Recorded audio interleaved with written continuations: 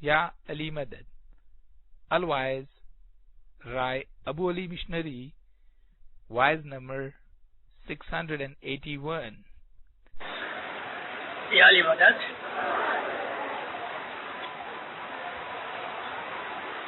ایک دن صاحب سب کو بلاوے، ایک دن صاحب سب کو بلاوے، تو لکھا لے سے تلا تلا کو بھائی لکھا لے سے تلا تلا کو سیاں جی مورے دروا کو ایک دن کو مولانا حاضر امام کا سید رضی اللہ صلی اللہ محمد وآل محمد.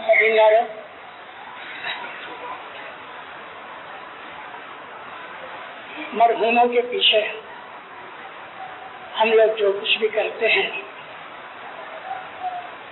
وہ انہیں اسی طرح سے پہنچتا ہے کہ جیسے ہم ظاہر میں کرتے ہیں. ہمیں ایک دن مرنا ہے، یہ تو حق بات ہے. ایسے دنیا کے اندر کروڑوں آدمی ہیں، بلکہ میں یہ کہتا ہوں کہ 50% لوگ دنیا میں ایسے ہیں کہ جو اللہ کو نہیں مانتے. وہ لوگ ایتھسٹ ہیں یا ایگنوسٹک ہیں. ایگنوسٹک اس کو کہتے ہیں کہ جو مذہب کو نہیں مانتے لیکن خدا کو مانتے ہیں. لیکن دنیا میں ایک ایسا آدمی نہیں کہ جو یہ کہے کہ موت نہیں ہے.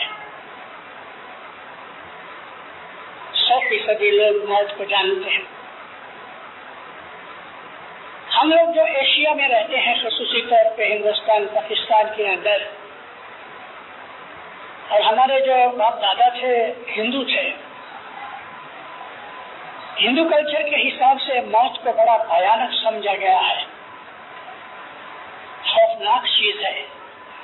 لیکن اگر ہم حقیقت کو دیکھیں اور خصوصی طور پہ جب ہم اسلام کی اسٹڈی کرتے ہیں تو موت اتنی خوفناک نہیں ہے. موت ایک پروسیس ہے ہماری لائف کا کہ ہم اس دنیا کے اندر چند عرصے کے لیے آئے ہیں. پرماننٹلی اس دنیا میں رہنے کے لیے ہم نہیں آئے، کیونکہ اللہ نے ہم کو کہا ہے کل من علیہا فان، ہر شے فانی ہے اور اسے ایک دن فنا ہونا ہے. کسی کی عمر چند گھنٹے کی ہوتی ہے، جیسے کہ بیکٹیریا ہے، انسیکٹس ہیں، ان میں سے بعض ایسے ہیں کہ وہ چند گھنٹے ہی زندہ رہتے ہیں. بعض خدا کی مخلوقات میں ایسے ہیں کہ چند دن زندہ رہتے ہیں، بعض چند مہینے زندہ رہتے ہیں، بعض چند برس زندہ رہتے ہیں. ایسے بھی ہیں جانوروں میں اور دوسری جمادات کے اندر کہ جن کی عمریں 500 700 1000 برس 2000 برس کی ہوتی ہیں. ادھر ہی مجھے جگہ کا نام میں بھول گیا ہوں. ادھر ایک دفعہ میں آیا امریکہ کے اندر، بہت عرصے کی بات ہے، 20 برس ہوئے، تو میں نے ایک جگہ پڑھا کہ there is a living entity over 3000 years. تو پتہ لگا، میں دیکھنے گیا تو درخت تھا، 3200 برس پرانا درخت تھا، اور درخت ایک زندہ اینٹی ہے. درختوں کے اندر خدا تعالیٰ نے لائف رکھی ہوئی ہے. اسی طرح سے یہ زمین جو ہے نا، یہ ایک دن زمین بھی فنا ہو جائے گی، یہ چاند سورج بھی مٹ جائیں گے. وہ اللہ تعالیٰ پروردگار کے جو خالق اکبر ہے، وہ ہر وقت نئی نئی چیزیں خلق کر رہا ہے، اور دوسری طرف جو پرانی چیزیں ہیں وہ ان کی عمر کے حساب سے جو خدا تعالیٰ نے طے کی ہے ان کے لیے، وہ مٹ رہی ہیں، ادھر پیدا ہو رہی ہیں، ادھر مٹ رہی ہیں. آپ خیال کرو کہ ساری دنیا کی اس وقت 6.5 بلین کی جو آبادی ہے، اس کے اندر کروڑوں بچے پیدا ہو رہے ہیں، لاکھوں آدمی گزر رہے ہیں. یہ خدا کا پروسیس ہمیشہ قائم رہے گا، اور یہ چیز خدا کی عظمت، بڑائی اور خدا کی ہستی کو ظاہر کرتی ہے. اس کے سوا کوئی باقی رہنے والا نہیں. کل نفس ذائقہ موت، ہر نفس کے جو سانس لیتا ہے، ہر وہ شے کے جو جیتی ہے، وہ ایک دن مرنے والی ہے. ہمارے پیروں نے ہمیں اس بات اور حقیقت پہ بہت کچھ بیان کیا ہے، بہت کچھ. سوئی دن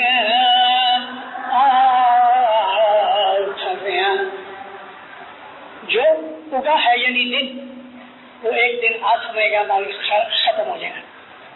ہر پھولیا سوئی کروا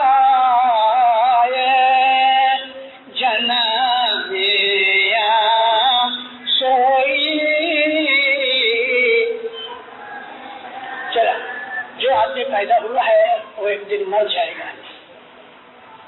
موت بڑی خوبصورت ہے.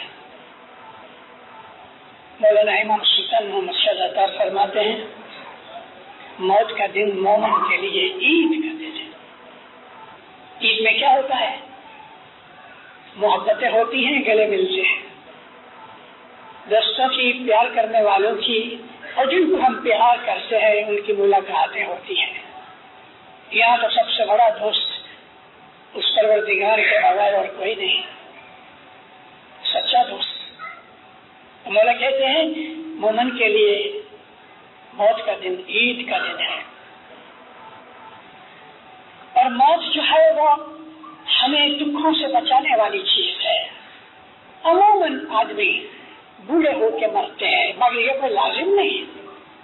ہر ایج میں، ہر عمر کے اندر آدمی مرتے ہیں. ماں کے پیٹ سے مرے ہوئے بچے پیدا ہوتے ہیں، چھوٹی عمر میں بھی مر جاتے ہیں، جوان بھی مرتے ہیں، بوڑھے بھی مرتے ہیں. لیکن عموماً خدا کا قانون یہ ہے کہ وہ پیدا ہوئے، جوان ہوئے اور پھر بوڑھا ہو کے پھر مرے. یہ نیچرل طریقہ ہے.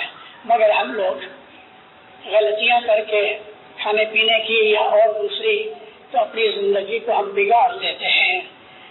اور جب انسان بوڑھا ہوتا ہے، خاص طور پہ مڈل ایج کے اندر، جس کی ایج 45-50 برس سے شروع ہوتی ہے، آدمی تھک جاتا ہے، کمزور ہو جاتا ہے، الگ الگ قسم کی مختلف بیماریاں پکڑتی ہیں.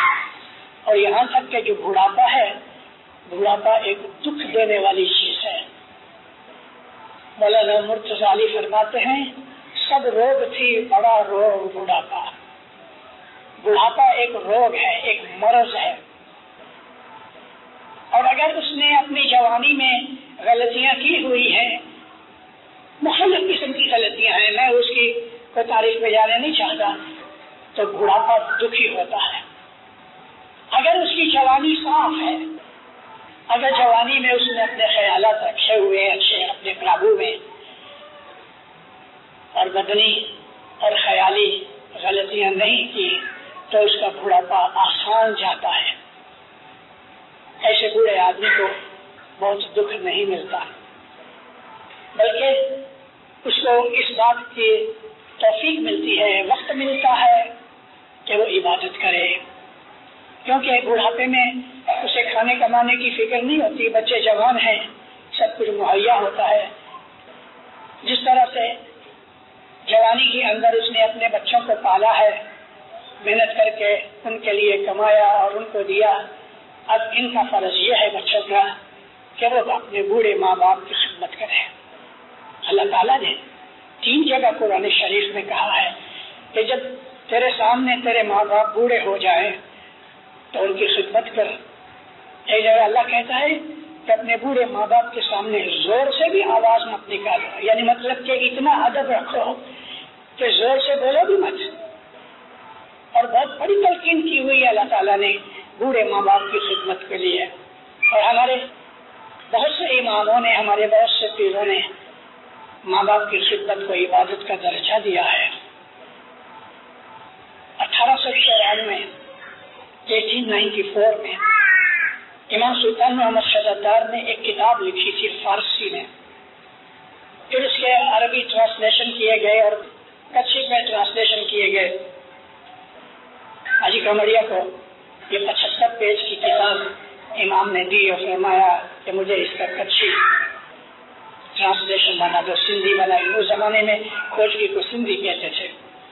اس کتاب کا نام ہے اصول و فروع دین، امام سلطان محمد شاہ کی کتاب ہے، اور اس وقت مولا کی عمر 17 سال کی تھی۔ 1877 میں مولا دنیا میں پیدا ہوئے اور 1894 میں یعنی 17 سال کی عمر میں مولا نے یہ کتاب لکھی تھی۔ بہت سو کو تو پتا بھی نہیں ہے، بڑی اچھی کتاب ہے۔ حکم کیا 250 کتابیں چھپا، تو کھوجکی میں 250 کتابیں چھپائی گئی۔ مولا کے حضور میں بنڈل آ گئے، پڑھ رہے۔ اس زمانے کے اندر بیت الخیال کا کام کرنے کے لیے امام کے حضور میں ایک ایک آدمی جایا کرتا تھا۔ آج تو ہزاروں جوان بچے بیٹھ جاتے ہیں اور امام آ کے بول دیتے ہیں، مگر وہ زمانہ تھا اور بیت الخیال کی عبادت بہت چھپی ہوئی چیز تھی۔ تو امام کو پاس بیت الخیال کے لیے یا چٹھی بدلانے کے لیے یا مہمانی کے لیے جب آیا جایا کرتے تھے تو جس کے اوپر نیچی نظر پڑ گئی تو ایک کتاب اس کو دیتا تھا۔ میرے دادا کو وہ کتاب ملی تھی جو میرے پاس ہے۔ اس کتاب کے اندر امام فرماتے ہیں، پہلے تو گناہ نہ کرنے کے لیے بہت سے فرمان کیے۔ مولا اس میں لکھتے ہیں کہ 10 گناہ ایسے ہیں کہ وہ کبھی معاف نہیں ہوتا۔ گناہ کے اندر بھی درجے ہیں۔ بعض ایسے گناہ ہیں کہ جب ہم کوئی نیکی کرتے ہیں تو آٹومیٹکلی ریز ہو جاتے ہیں۔ گناہ کا جو اکاؤنٹ ہے فرشتوں کے پاس، وہ ایک بینک کے اکاؤنٹ کی طرح ہے۔ 3 کالم ہیں، ڈپازٹ، وتھڈراول اور بیلنس۔ ہم نے $100 ڈالے، 50 نکال لیے تو بیلنس میں 50 پڑے ہیں۔ کبھی ایسا ارینجمنٹ بھی ہوتا ہے کہ ڈپازٹ ہوتا ہے $100 کا اور مینیجر سے مل کے ہم $150 وتھ ڈرا کرتے ہیں، تو ادھر ریڈ میں چلے جاتا ہے -$50۔ تو یہ $50 رکھے 100 نکالے 150 تو $50 قرضہ رہ گیا۔ ایگزیکٹلی سیم پیٹرن ہے ہمارے اعمال کے اکاؤنٹ کا۔ بعض ایسے گناہ ہیں کہ جب ہم کوئی نیکی کرتے ہیں تو خود بخود مٹائے جاتے ہیں۔ بعض ایسے گناہ ہیں کہ گناہ ہے کہ اس کے سامنے نیکی کا بھی اتنی ہی قیمت ہے۔ میں آپ کو یاد ہی کراتا ہوں کہ آپ کے کھیسے میں جو نوٹ ہے، کرنسی نوٹ، سائز لگ بھگ سب کے ایک جیسے ہے۔ اوپر لکھا ہے $1 تو $1 ہی، لیکن ایسے نوٹس بھی ہیں اس پہ لکھا ہے $100، تو ایسے $100 ہے، ایک ہی نوٹ ہے مگر $100 قیمت ہے۔ اس طرح گناہ اور نیکیوں کی بھی ایسی ہی قیمت ہے۔ کچھ گناہ ایسے ہیں کہ $1 کی قیمت کے ہیں، کچھ نیکیاں ایسی ہیں کہ اس کی $1 کی قیمت ہے، کچھ ایسے گناہ ہے کہ $100 کی قیمت ہے، کچھ ایسی نیکیاں ہیں کہ $100 کی قیمت ہے۔ تو اب یہ گناہ اور نیکیوں کا یہ حساب، یہ مائنس اور پلس کی بات ہے، مگر خدا تعالیٰ رحیم و کریم ہے، اس لیے وہ بہت سی چیزیں نوازش کرتا ہے۔ جیسا میں نے آپ کو کہا کہ بہت سی جو نیکیاں ہیں ان کی قیمت ان کی درجے کے حساب سے ہے۔ میں ایک آپ کو مثال دوں، رسول پاک صلی اللہ علیہ وسلم فرماتے ہیں، جو آدمی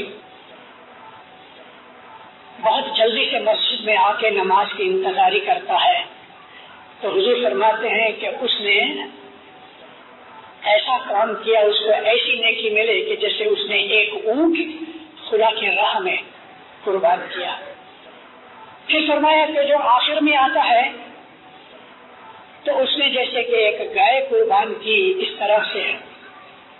اب ہندوستان میں اونٹ تو بہت کم ہے، تو ہمارے پیروں نے ہم کو، ہمارے باپ داداؤں کو جب اسماعیلی مذہب کی تعلیم دی تو اس نے کہا کہ گر تم آئے جب آؤ اور ہے زندہ پکارو تو تم کو ایک اونٹ تم نے مولا کے راستے میں قربان کیا، ایسا ہے یاد ہے کہ نا؟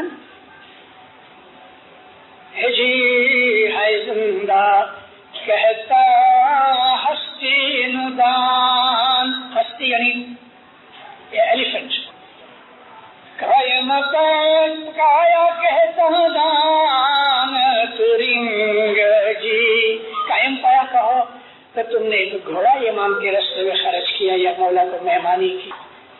تو میں آپ کو یہ سمجھانے کے لیے کہ نیکی اور بدی کے اندر ان کی الگ الگ قیمتیں ہیں۔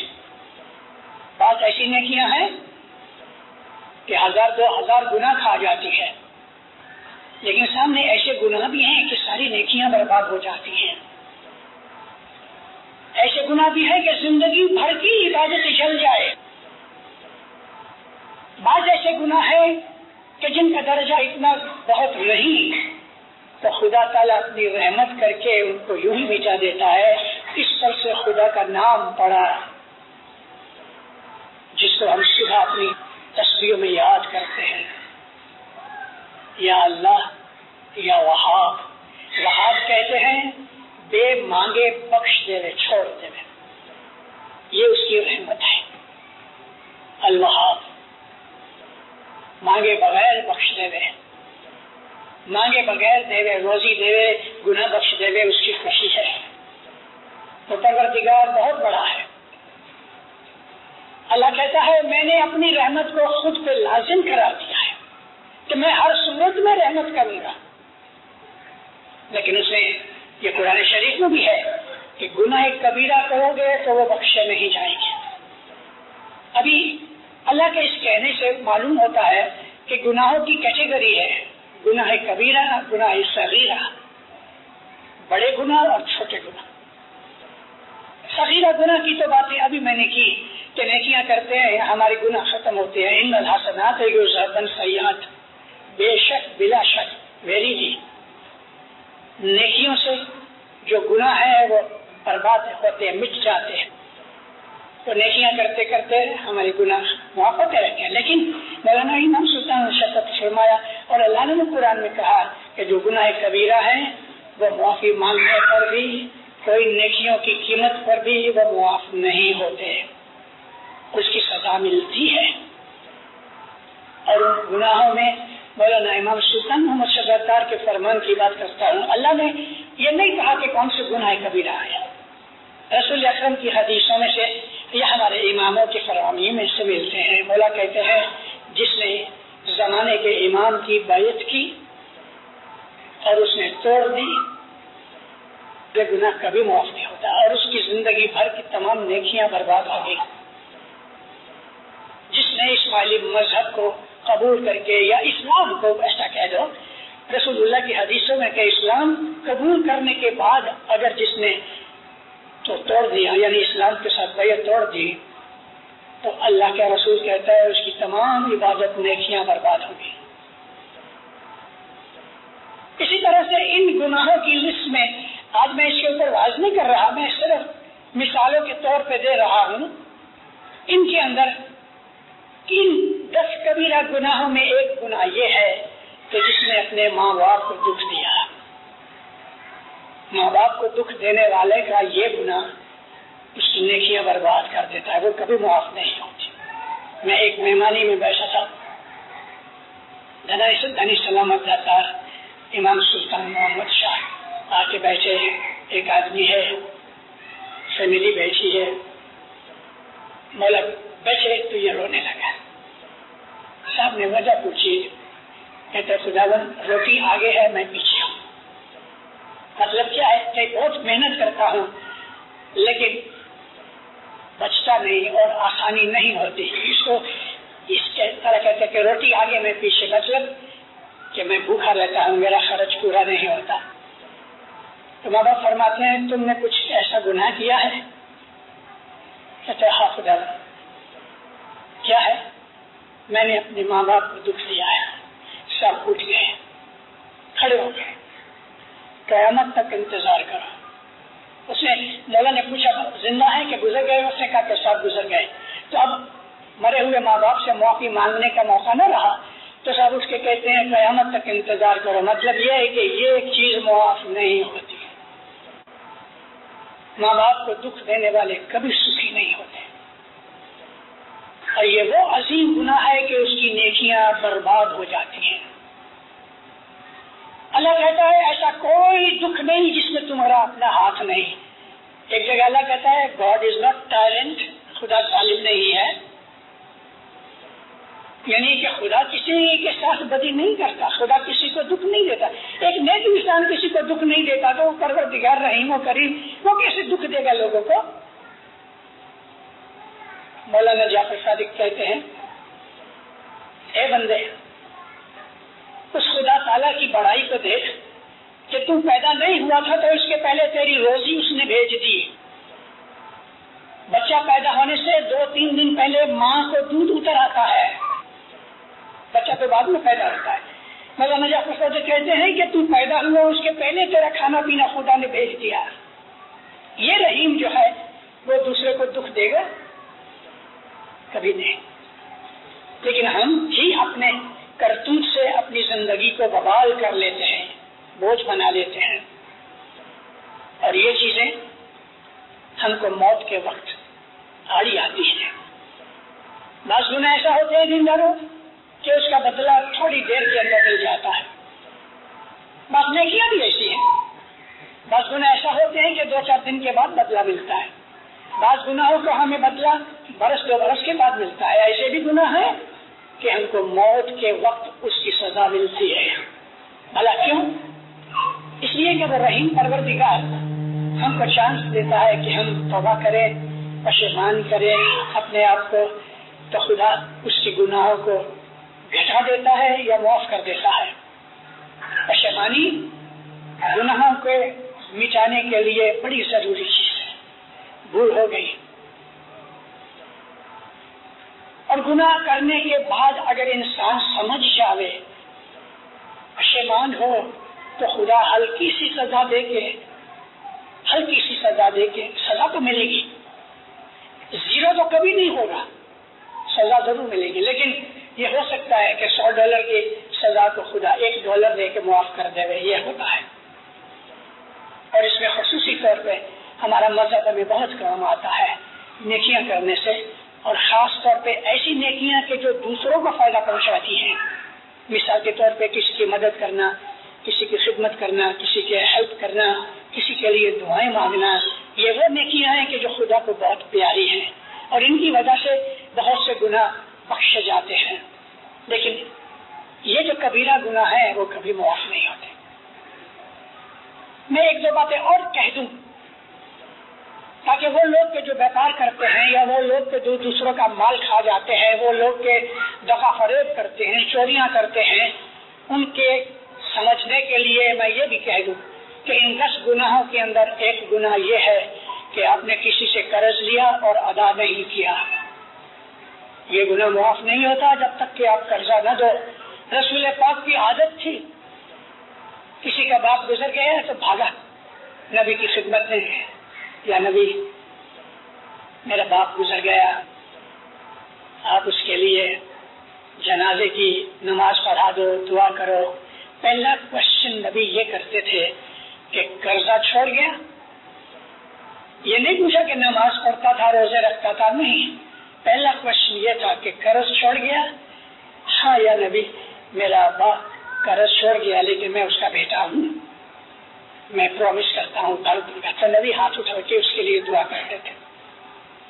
अगर वो ये कह देवे कि मेरा बाप कर्जदार मर गया और मेरे पास ये नहीं है कि मैं उसका कर्जा उठा सकूं, तो नबी उसके लिए दुआ नहीं करते।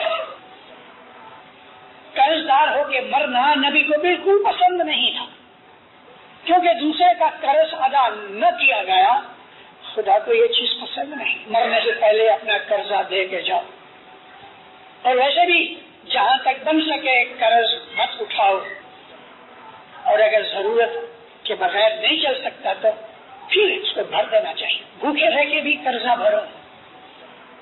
अब अगर कर्जदार आदमी बेपरवाह हो जाता है تو پھر اس کی موت کے وقت جان نہیں نکلتی.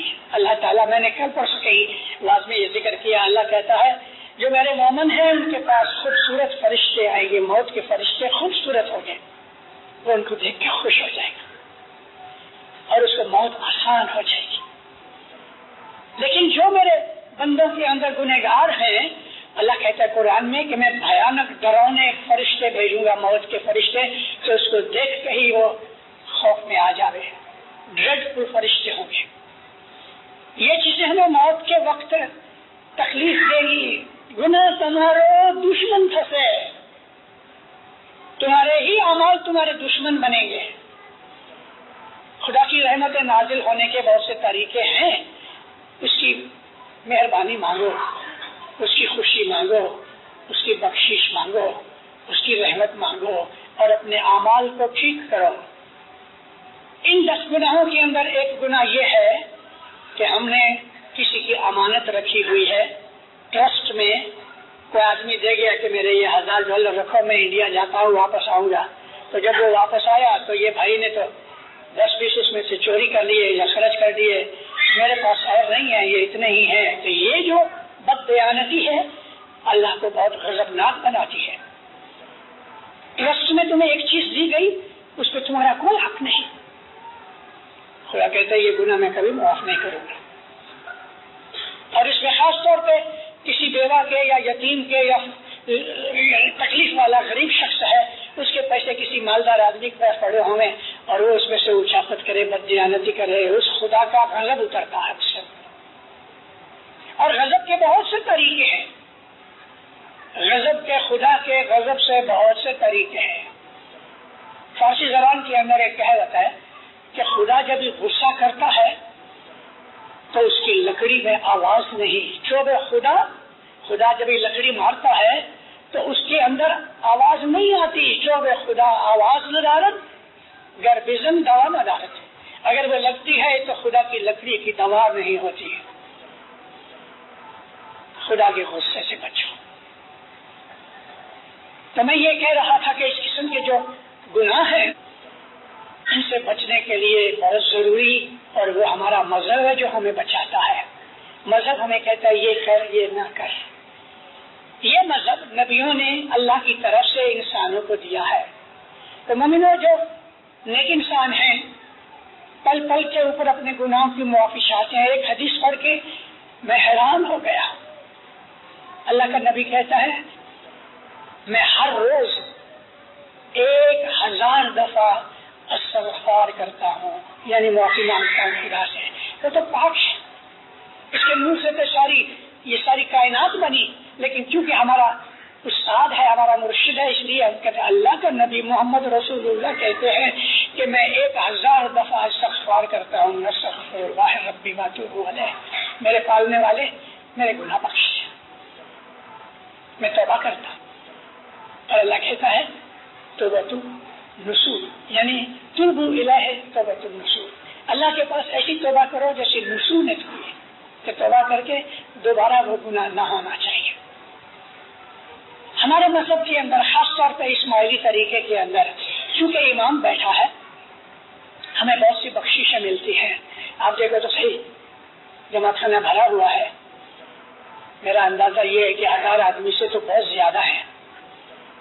یہ سب ہم سب نے مل کے اس مرحوم کے لیے درود پاک کی تسبیح نکالی، اس کی مغفرت کی دعائیں مانگی. یہ تو بڑا نصیب دار شخص. ہمارے مذہب میں یہ، ہمارے طریقے میں یہ چیز ہے. دوسرے مذہبوں کے اندر موت اتنی خوبصورت نہیں ہے. مر جاتے ہیں 5-10 آدمی ہوتے ہیں.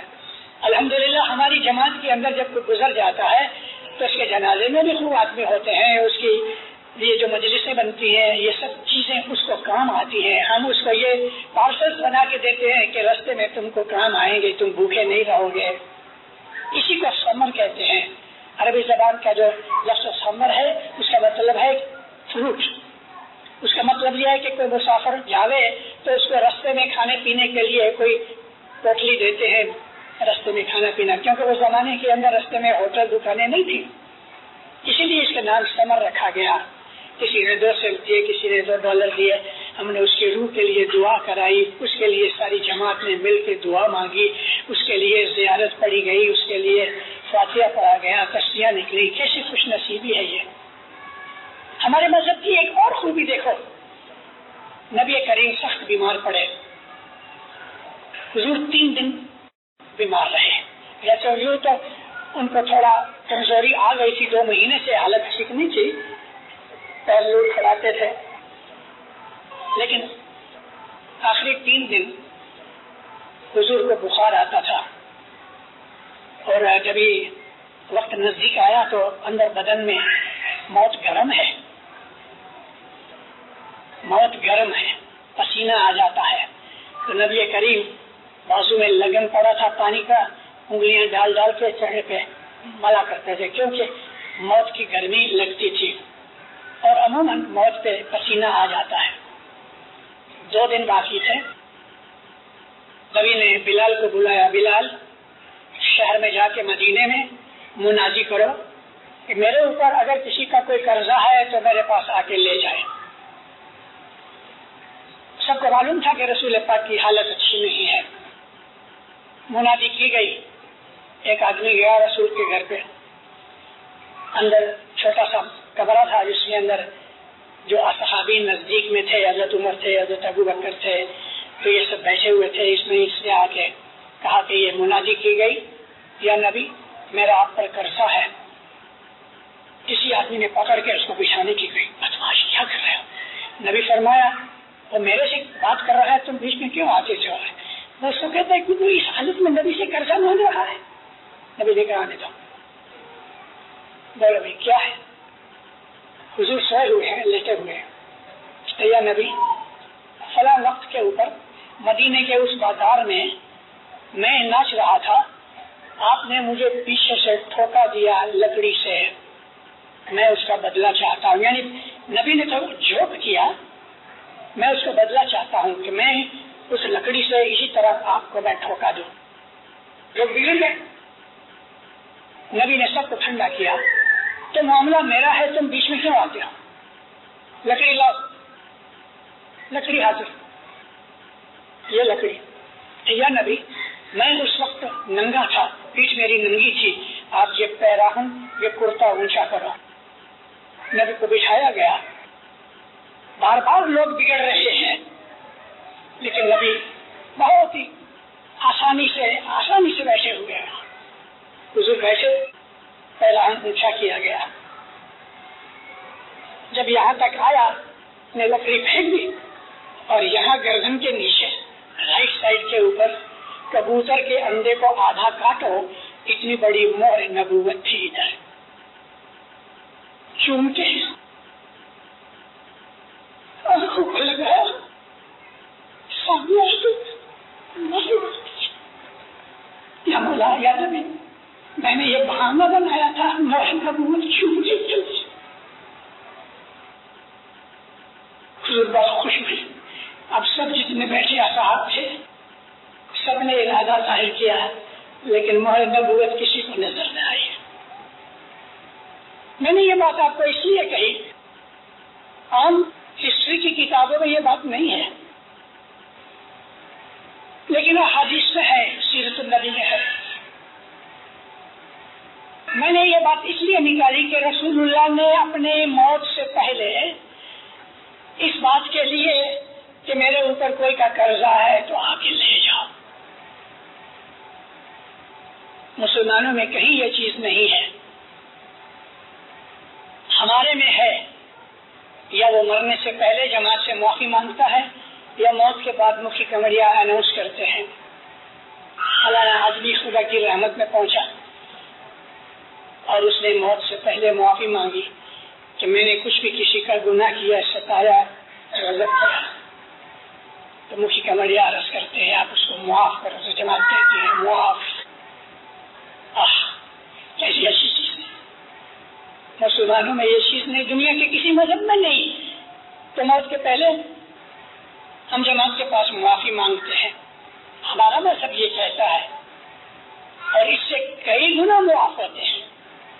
اور اے مومنو، سچ مچ اگر اس نے آپ کا کچھ برا کیا ہے تو آپ اس کو ریئلی سچے دل سے معاف کر دو، لیکن پھر اپنے دل میں یہ بھی کہو اے مولا اس آدمی کا اگر میں نے کچھ گناہ کیا ہے تو میں بھی معافی مانگتا ہوں۔ ہم یہ اناؤنس نہیں کرتے لیکن اپنے دل میں کہو، اس سے معافی مانگ لو، تو آپ کو اپنی موت کے وقت آسانی ہو رہی ہے۔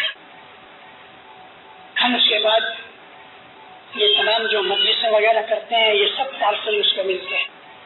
امام سلطان سے فرمایا کہ مرحوم کے پیچھے بہت درود پڑا کرو، صلوات بہت پڑھو، اس سے اس کو فائدہ ہوتا ہے، اور مرحوموں کے لیے سب سے بڑا تحفہ صلوات کا ہے۔ صلوات کی بات نکلی تو میں آپ کو ایک بات کہنی چاہتا ہوں، چل رہے ہیں کوئی آدمی ملا مشنری صاحب علی مدد، تو میں کیا کروں گا؟ مولا علی مدد، السلام علیکم، وعلیکم السلام، رام رام، وہ بھی کہتے ہیں رام رام۔ ہر طرح ہر قوم کے اندر جب ہم کسی کو گریٹ کرتے ہیں تو وہ سامنے گریٹ کرتا ہے، ہم کہتے ہیں اے خدایا محمد اور اس کی آل پہ سلامتی ہو رہے، تو جب یہ محمد پہ سلامتی پہنچتی تو رسول اکرم ہم کو اس کی دعا دیتے ہیں، وہ ہماری سلامتی کی دعا مانگتے ہیں۔ رسول اکرم کی لاکھوں آج تک 1400 برس میں لاکھوں اہل بیت گزر گئے، یہ آل رسول نبی سے لے کے آج تک یہ سب کے اوپر ہم صلوات درود بھیجتے ہیں، تو یہ لوگ بھی ہمارے اوپر سلامتی بھیجتے ہیں۔ مولا کہتے ہیں سلامتی کی دعا مانگو دوسرے کے لیے تو تمہارے اوپر سلامتی اترے، صلوات پڑھا کرو، اور مرحوموں کے لیے خصوصی طور پہ ایک تصویر ضرور نکالو، اپنے ماں باپ کے لیے یا بزرگوں کے لیے جو گزر گئے ہیں، ان کو اس چیز کا عوض ملتا ہے، اور جب ان کو روحانیوں کو ان کی اولاد صلوات پڑھ کے جو ثواب دیتی ہے تو سامنے وہ بھی اپنی اولاد کے لیے دعا مانگتے ہیں۔ اس لیے دینداروں ہمارے مذہب کی جو باریکیاں ہیں، اپنے مذہب کے اندر جو قیمتیں ہیں ان کا ضرور صدیق کر کے اس سے فائدہ اٹھانا چاہیے۔ موت کے وقت ہماری موت آسان ہوئے اس کے لیے ہمیں گناہوں سے بچنا چاہیے، نیکیاں کرنی چاہیے، خیرات ضرور کرو کیونکہ خیرات کرنے سے خدا بہت راضی ہوتا ہے۔ مگر اللہ رسول کا حق جو دسوند ہے اس پہ کبھی نیت بری مت کرنا، کیونکہ خدا تعالیٰ نے ہمیں روزی دی ہے اور وہ کہتا ہے کہ اس روزی میں سے اتنا تو مجھ کو واپس دے، حالانکہ سارا کچھ اس کا ہے، مگر ہمارا دل دیکھنے کے لیے ہمارے اوپر دسوند یا زکوٰۃ یا خمس لازم کیا گیا۔ اور ہر زمانے میں ہر مذہب کے اندر یہ چیز موجود ہے کہ تمہاری کمائی ہوئی روزی میں سے ایک سرٹن پارٹ جو ہے وہ خدا کے لیے یا مذہب کے لیے خرچ کیا جائے۔ دسوند ہمارے ایمان کو ٹکانے کے لیے بہت بڑی ضرورت کی چیز ہے۔ جو آدمی دسوند نہیں دیتا اس کا ایمان برابر نہیں، جو آدمی دسوند نہیں دیتا اس کو برکت نہیں ملتی، جو آدمی دسوند نہیں دیتا اس کو دل کا سکون نہیں ملتا، جو آدمی دسوند نہیں دیتا آفت بلائیں اس کو پکڑ لیتی ہیں۔ کتنے پارٹ ہیں دسوند کے گنانوں کے اندر، خاص طور پہ رسل کبیر دن ماں باپ کے تو اننت کھاڑے میں کتنے پارٹ ہیں۔ دسوند دیوے صدق رہے حیران نہ ہو اسی، جو آدمی دسوند دیوے صدق سے، صدق کا مطلب اپنے ایمان سے رہے، پھر کہتے ہیں وہ کبھی حیران نہیں ہوگا۔ ہمارے دلوں کی راحتیں چلی جاتی ہیں، کہیں نہ کہیں بھول ہو رہی ہے، ان چیزوں کا بہت دھیان رکھو۔ میں 1980 میں ادھر آیا تھا، ایک مہینہ ٹھہرا تھا شکاگو میں، اس وقت میں نے 35 وعظیں کی تھی ایک مہینے میں۔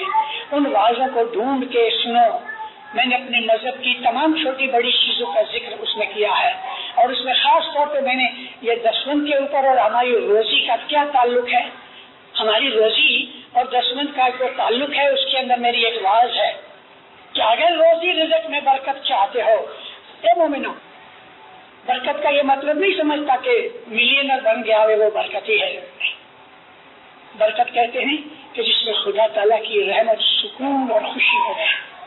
ایک غریب آدمی اس کو جب برکت ملتی ہے تو آدھی روٹی کھا کے بھی وہ خوش رہتا ہے، تندرست رہتا ہے۔ بیماری بھی ایک سزا ہے، اور صحت و تندرستی خدا تعالیٰ کی برکتوں میں ایک برکت ہے۔ اس میں دسوند بہت امپورٹنٹ ہے۔ 3 وقت کی دعا اپنے مذہب کا ایک اصول ہے، اسی طرح سے دسوند ہمارے مذہب کے اصولات میں سے ہے۔ دسوند کا بہت خیال رکھو، حق کی روزی کھاؤ۔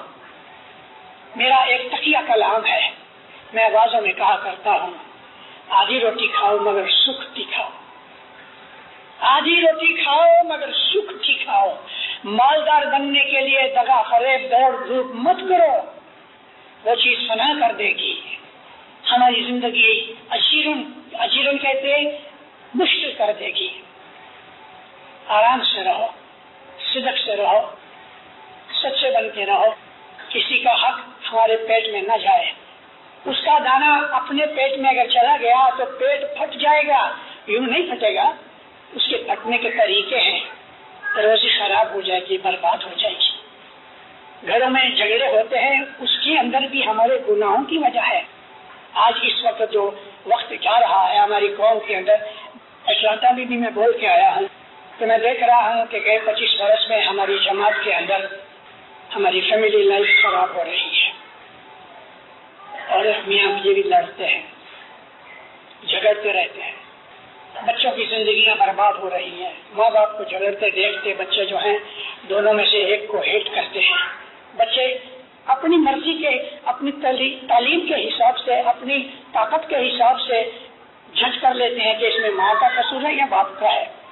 बोल नहीं सकते बेचारे, एक्सप्रेस नहीं कर सकते, लेकिन बच्चे इन दोनों को झगड़ते देखकर एक को हेट करते हैं, या बाप को या माँ को। उनकी नजर में कौन ज्यादा जालिम है वो तय कर लेते हैं। अपनी जिंदगियों को खराब मत करो। हमारे मजहब के खिलाफ है ये कि हमारे मियाँ बीवी लड़ते हो। हमारा मजहब इस चीज की इजाजत नहीं देता। हमको तो मोहब्बत सिखाई गई। अरे अपने दुश्मन से भी मोहब्बत करो। ऐ मोमिना, मैंने आपको कुछ गर्म बातें भी की, ठंडी बातें भी की। मौला ने मुझे मिशनरी बनाया इसलिए कि मैं जमात को अपना मजहब सिखाऊं। आपस में मोहब्बत रखो। एक मैं और बात कहता रहता हूँ, 2 दफा कही जमातों के अंदर कि जिस घर में, जिस फैमिली में औरत की इज्जत नहीं, औरत से मतलब खाली बीवी नहीं, बेटी औरत है, बहन औरत है, माँ औरत है, चाची औरत है, दादी नानी औरत, किसी भी रूप में औरत है। जिस फैमिली में, जिस घर में औरत की इज्जत नहीं, उस घर में कभी बरकत नहीं आएगी। औरत की इज्जत करो। माँ, बहन, बेटी, बीवी, मासी, ताई, जो कुछ भी है, औरत को खुदा ताला ने नरम बनाया है, हलीम बनाया है। दुख उठाने वाली औरत जितना दुख उठा सकती है, मर्द उसका आधा दुख भी नहीं उठा सकता। नौकरी के वक्त जो औरत को दुख मिलता है और जैसे ही बच्चे का मुंह देखती है तो सारा दुख भूल जाती है, ये खुदा की शान है और उसकी बड़ी इज्जत करो। और औरत को भी ये लाजिम है कि खुदा ताला ने, रसूल पाक फरमाते हैं कि मर्द तुम्हारा जो शौहर है वो तुम्हारा मुर्शिद है। शौहर को मुर्शिद कहा है, यानी खुदा ताला ने तुम लोगों को जो इस्मत दी है, शादी के वक्त अपनी इज्जत आबरू शौहर को दे देती हो तो फिर उसको वापस मत मांगो। तुमने अपनी आबरू इस्मत दे दी, उसकी कदर करो, शौहर की इज्जत करो, माँ बाप की इज्जत करो, सस सहुरा की इज्जत करो। ये जो जिंदगी के शोबे है, जिंदगी के हमारे रिश्तेदारियां हैं, ए मोमिनो, ये हमारे मजहब की तालीम है कि हम हर हालत में, अगर कोई शौहर है तो वो बेहतरीन शौहर है, बेटा है तो बेहतरीन बेटा है, भाई है तो वो बेहतरीन भाई है, इसी तरह से बीवी है या माँ है, किसी भी कंडीशन में जो पोजीशन हमारी है उसमें बेहतरीन हालत में रहो। ये हमारा मकसद है। और ये सारी की सारी चीजें जो है ना, हमें मौत के वक्त तंग करेंगी या मौत के वक्त हमें फायदा देंगी। इसलिए हमारे पीरों ने हमको ये कहा हुआ है, मौत को याद करो। मरना है रे जरूर जुगमाए चेती में चाल, होशियार करके कि गुनाह ना हो गए। ऐ मोमिनो, सुखी रहो, आबाद रहो, तंदुरुस्त रहो।